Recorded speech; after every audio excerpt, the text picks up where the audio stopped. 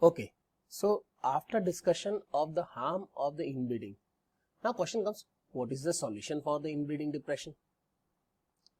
When we say inbreeding depression can be overcome with the help of outcrossing, and outcrossing is one of the type of outbreeding about which we will discuss further. Now outcrossing means when there is a crossing is carried out between the two individuals of the same breed, but they are not close relative for the last 4 to 6 generation.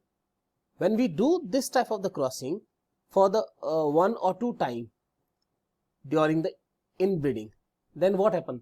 Whatever the side effects of the inbreeding resulted over there and which were called as inbreeding depression, they will be finished again, and the restoration of the basic property will be there. Okay, now after that, the next topic about which we are talking, and that is type of outbreeding. Now question comes, what do you mean by the outbreeding? When we say outbreeding is the crossing between the superior male and the superior female of in which the breed is same but no close relative, or between two different breed but the species is same, or the crossing between two different species. So in the outbreeding, it can be divided into the 3 subtypes. Number 1 is outcrossing, number 2 is crossbreeding, and number 3 is interspecific hybridization. Okay, so one by one we are going in the discussion of it. So first of all, outbreeding. What is outbreeding? If someone asks you, what do you mean by outbreeding? Then we say outbreeding is the crossing between the 2 superior male and female who are not closely related for 4 to 6 generation in previous generations over there, and they belong from the same breed. Number 1. Okay, so what are the key points? They should belong from the same breed, but they should not have any common ancestry for last 4 to 6 generation. If this type of the crossing is carried out, this is called as outcrossing type of outbreeding. Now another type is crossbreeding. Crossbreeding means the crossing between the superior male and superior female of 2 different breeds but species is same. Now here we can take an example of Hisardale sheep, production of the Hisardale sheep.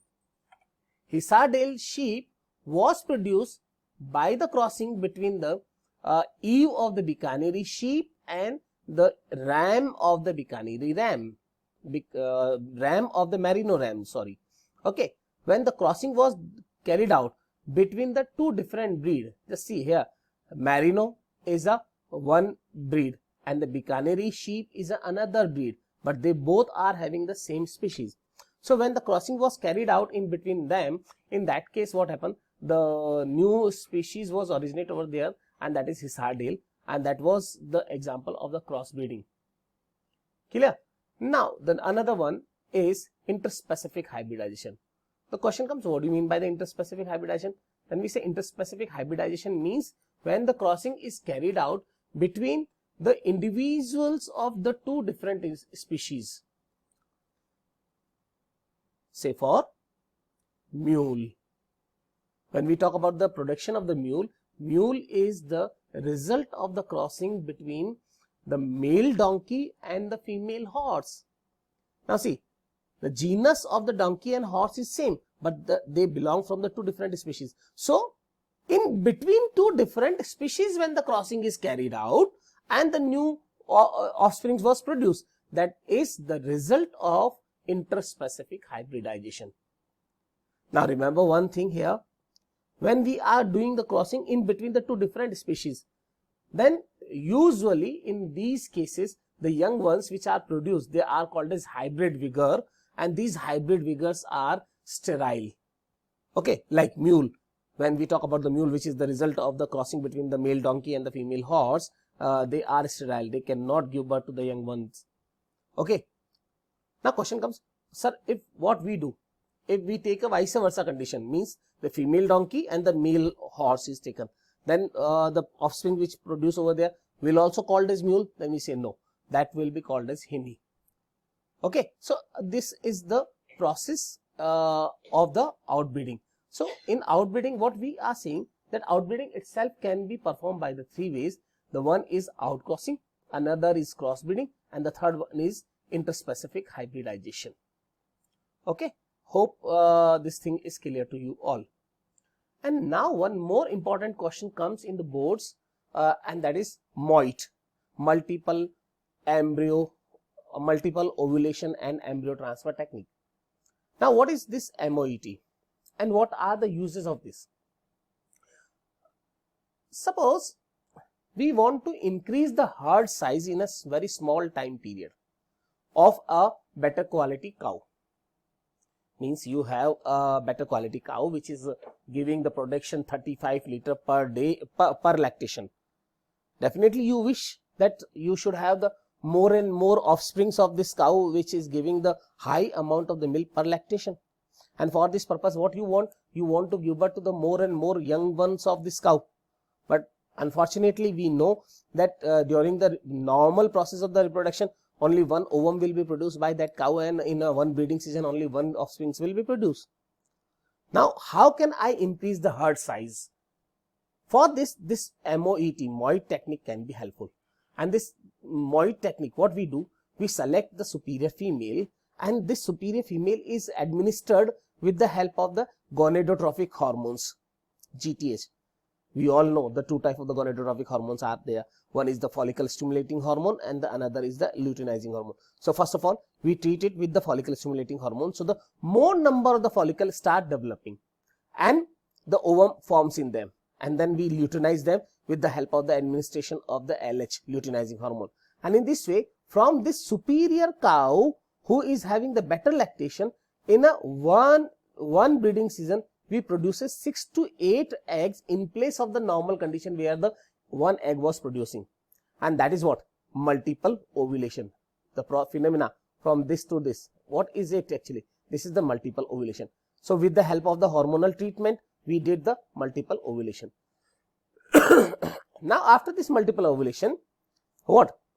This female who is having the 6 to 8 eggs, that is mated with the superior male, or artificial insemination is carried out to release the better quality semen in the female body.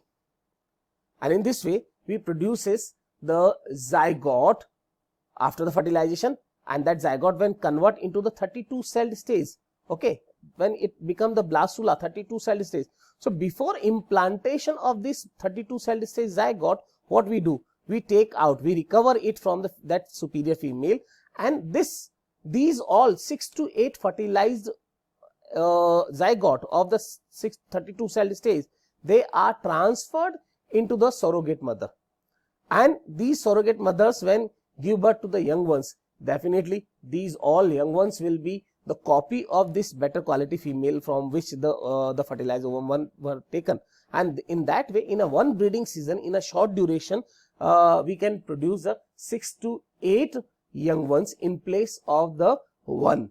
And that is one of the way of the to increase the herd size. So in this, the first part is what? Embryo multiple ovulation, and thus this second part is what? This is the second part. From here to, if we say the second part, this one is what? This is the embryo transfer.